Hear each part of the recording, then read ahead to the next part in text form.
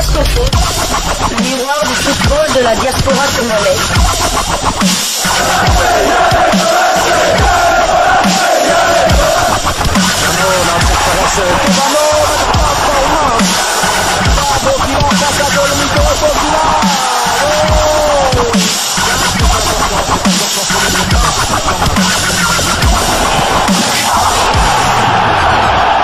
Diasco Foot, le miroir du football de la diaspora congolaise. Vous êtes sur Diasco Foot, le miroir du football de la diaspora congolaise. Diasco Foot vous dit bonjour, tout le plaisir est pour nous de vous savoir très nombreux en train de suivre votre chaîne YouTube dédiée uniquement aux footballeurs de la diaspora congolaise. Et pour le numéro d'aujourd'hui, nous voulons partager avec vous l'actualité que nous avons pu récolter pour vous concernant certains de nos internationaux ou des binationaux susceptibles, pourquoi pas demain, de porter les couleurs de la République démocratique du Congo. Et le numéro d'aujourd'hui nous emmène en Angleterre où se jouait la FA Cup. Peter Kioso, un binational congolais, coéquipier de Peli Rudok Mpanzu à Luton Town, un club de deuxième division, ont fait douter Chelsea. Peter Kioso et Luton Town se sont inclinés 2-3 devant la formation de Chelsea en match comptant pour le 5e tour de la Coupe nationale dit FA Cup. En l'absence de Peli Rudok Mpanzu, l'international congolais, son jeune compatriote a disputé l'intégralité de cette explication où ils auront tout donné, mais auront manqué tout simplement de l'expérience devant un champion d'Europe en titre. Ils ont mené au score à 2 reprises, mais n'ont jamais conservé leur avance au marquoir, se faisant toujours rattraper. C'est la fin de leur parcours dans cette compétition. Ils vont donc se concentrer sur le championnat, où ils sont toujours en course pour les playoffs à la montée. La saison prochaine, ils seront en déplacement le samedi 5 mars sur la pelouse de Middlesbrough, et cela pour le compte de la 35e journée de Championship, championnat anglais de deuxième division. Alors bien évidemment, Peter Kioso ou encore Peli Rudok Mpanzu, qui étaient absents de cette explication, ne peuvent pas rougir, parce que perdre contre Chelsea, on pouvait en être pratiquement sûr, je vais dire à 90% au regard des prestations de Chelsea en championnat, au regard même du fait que Chelsea est tenant du titre de la Ligue des champions européenne. Et même Chelsea est aussi champion de la Coupe du monde des clubs. Et donc ça signifie que c'était devant un gros morceau que Luton Town a eu à se frotter. Mais cette équipe n'avait pas été ridicule, je l'ai dit. C'est tout simplement de l'expérience qui a peut-être manqué à ces jeunes joueurs qui ont mené au score à 2 reprises, mais qui à chaque fois s'étaient fait rattraper. Lorsque Chelsea a pris l'avance sur eux, ils n'ont jamais su revenir également à égalité de Chelsea. Ils ont donc perdu 2 buts contre 3. Alors nous allons quitter l'Angleterre, direction Italie. Nous allons avoir des nouvelles d'un autre binational congolais en Italie, où nous allons en deuxième division italienne, où René Congolo et Cosenza rechute face à Frosinone. René Congolo et Cosenza sont allés s'incliner 0-1 sur la pelouse de Frosinone en match comptant pour la 27e journée du championnat. Titulaire, le milieu défensif congolais a disputé l'intégralité de cette partie qui aura été très serrée jusqu'à la fin, comme en témoigne le score étriqué de 0-1. Ils auront tout tenté pour venir à bout de leur adversaire sans grande réussite et vont malheureusement encaisser un but sur penalty à 7 minutes du terme. Ils ne vont plus se relever après avoir tout donné tout au long de cette rencontre. Ils occupent actuellement la 17e position au classement avec 23 points et vont donc tenter de faire mieux lors de la prochaine journée avec la réception de Benevento. Ce sera pour le dimanche 6 mars prochain. Quittons l'Italie, dirigeons-nous maintenant vers l'Écosse, mais nous y allons après cette courte pause.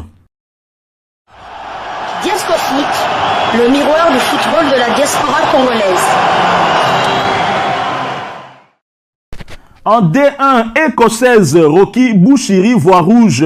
Hibernian évite le piège de la lanterne rouge d'Unden. Rocky Bushiri et Hibernian sont allés prendre un point du nul sur le terrain de Dundee, la lanterne rouge de ce championnat écossais de première division. Et cela en match comptant pour la 29e journée du championnat. Score final 0 but partout. Le défenseur central congolais a disputé cette partie, mais malheureusement, il a dû quitter ses coéquipiers à la 58e minute pour avoir écopé d'un carton rouge direct. Et aux dernières nouvelles, son club ne fera pas appel pour écourter la suspension de l'ancien joueur de Penn, équipe évoluant en première division belge. Ils sont tout de même dans une bonne dynamique. Depuis 4 matchs maintenant, ils n'ont plus perdu, toutes compétitions confondues bien évidemment, avec 3 matchs en championnat. Ils occupent la 5e place au classement avec 36 points et vont recevoir la formation de Saint Johnstone le samedi 5 mars pour essayer de renouer avec le succès.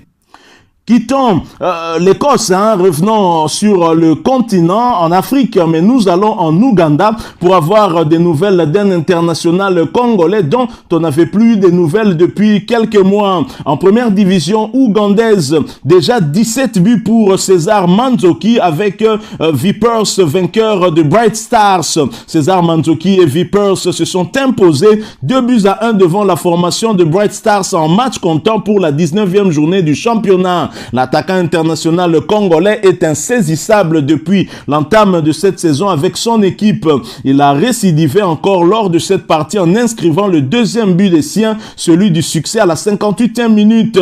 C'est son 17e but en championnat et il trône seul en tête du classement des meilleurs buteurs. Il a reçu en plus le trophée de l'homme du match. Ils n'ont plus perdu en championnat depuis 6 matchs maintenant, soit 5 succès et un match nul. Ils sont toujours en tête avec 43 points et vont tenter de conserver cette cadence lors de la prochaine journée avec le déplacement sur le terrain de Toro United. Ce sera pour le vendredi 11 mars prochain. Alors Manzoki qui trône dans le royaume des buteurs en Ouganda avec 17 buts, je pense, sauf vraiment information contraire, qu'il pourrait être le meilleur buteur congolais évoluant au pays, évoluant sur le continent en Afrique. Et donc il est aussi parmi les meilleurs buteurs congolais de l'étranger qui ont inscrit en tout cas beaucoup de buts avec 17 buts. Il se place en tout cas soit à la 3e ou à la 4e place si on prend les Congolais en général, ne tenant pas compte de ceux qui ont déjà choisi la nationalité sportive RD congolaise. Alors terminons ce numéro de Diasco Foot par la bonne nouvelle, une bonne nouvelle qui nous vient de la France, mais nous en parlons après cette courte pause. Diasco Foot, le miroir du football de la diaspora congolaise.